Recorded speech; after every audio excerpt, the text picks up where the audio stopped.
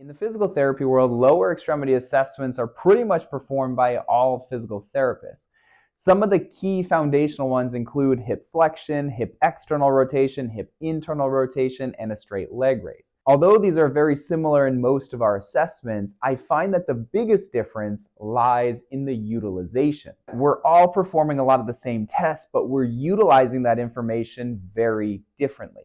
So in this video, I want to bring your awareness up on two key areas and two mistakes that a lot of physical therapists overlook. Once we avoid those, we can really start maximizing our assessment to make it very specific for a patient or client, but also really improve their overall outcomes. The first problem is treating the condition and not the patient. For example, how many of you have been performing a lower extremity assessment for a low back pain patient?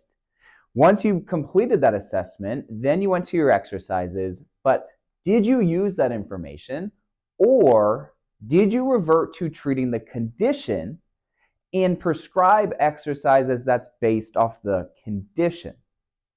A lot of us revert to this conditional mindset, and it usually happens subconsciously. So the first thing we need to do to change that is increase our awareness and ask yourself those questions. Are you treating conditions and not patients? The clinician that is treating conditions is the one that has a set list of exercises to help someone with low back pain. The clinician that is treating the patient uses their specific assessment and their range of motion and their strength and all the things you perform during their assessment and prescribes exercises to fix that. Sure, there may be some carryover. There's definitely some common things when it comes to treating and fixing low back pain. But the difference is knowing the why.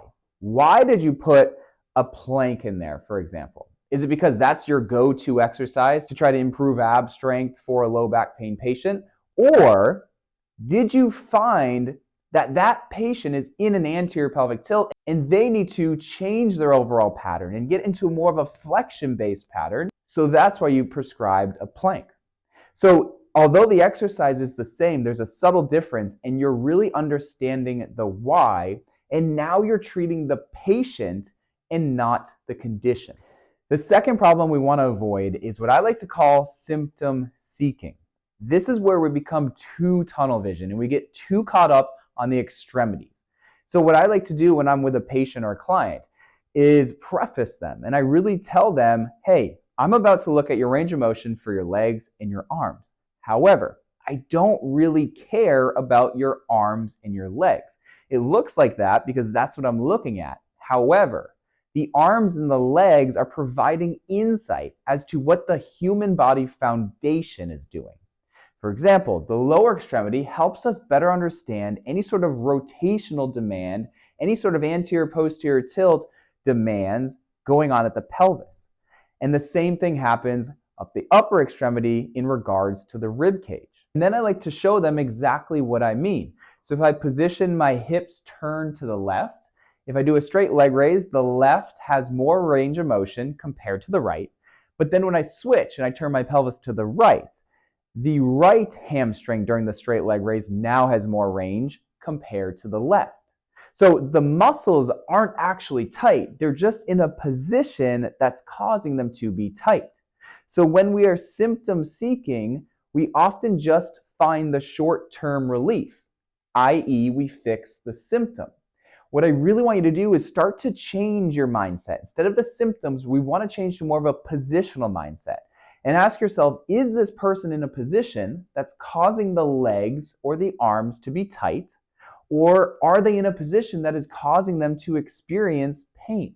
So what we need to do is really see, is there a positional difference? And we do this by using the extremities. So again, just like our first example, we're still using the same things, but our why is completely different. We're now looking at it to fix the source instead of the symptoms. All right, so let's break it down and let's go through a really common scenario that we see during a lower extremity assessment. Usually what happens is when we are checking our patient or client's hip internal and external rotation, there's usually a significant difference between one side and the other. Now, here's where the mindset matters. We have our symptom seeking mindset and we have our positional mindset. The symptom seeking mindset labels X, Y, and Z structure on one side to be tight and X, Y, Z structures on the other side to be tight. What happens as a response is then we resort to stretching. However, here's where the problem lies. Let's zoom in a little bit closer at the pelvis. If that patient or client is in a position that is turned towards the right, so they have a right bias, they're shifting towards the right, what's going to happen is if we just stretch structures, they stay in this right rotational bias. So what are we doing? We improve their mobility in their dysfunctional pattern. We then, as a result of that, get them stronger in their dysfunctional pattern. So these are really common scenarios with those individuals that have long-term pain, that have tried everything, but they can't find anything that works.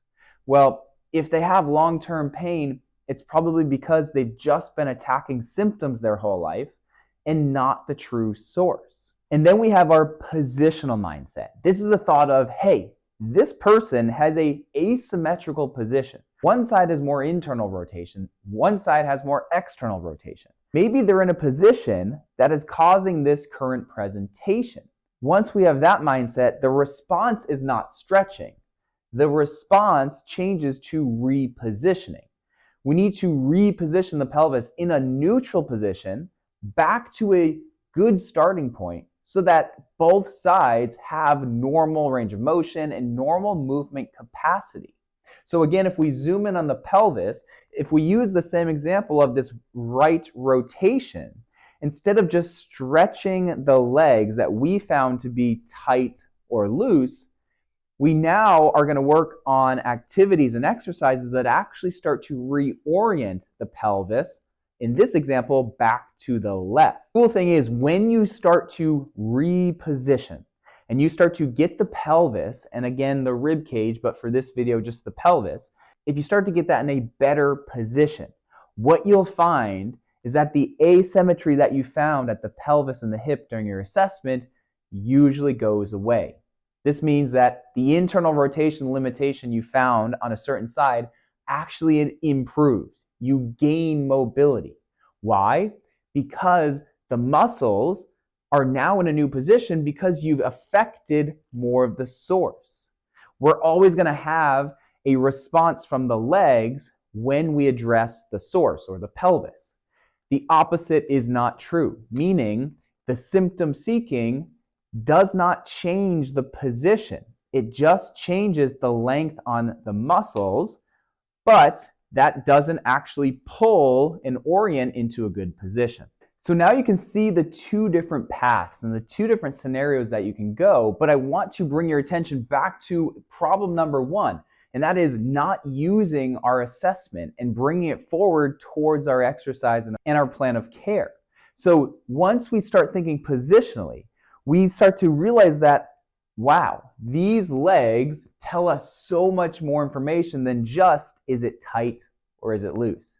It tells us positionally, are we in an anterior tilt? Are we in a posterior tilt? Are we in a rotational bias? And in this video, we talked about an example where when you're in that rotational bias, you are going to see more internal rotation on the side that it's turning towards. So as we talked about, our pelvis going to the right is going to present as more internal rotation on the right side, less internal rotation on the left, but then flip-flopped. More external rotation on the left, less external rotation on the right. So now that we understand that, when we're going through our assessment, we now have a totally different mindset and perspective as to where we need to go. Exercises that we want to now think about for our example that we talked about are really anything that start to position the pelvis and get it to shift towards the left side.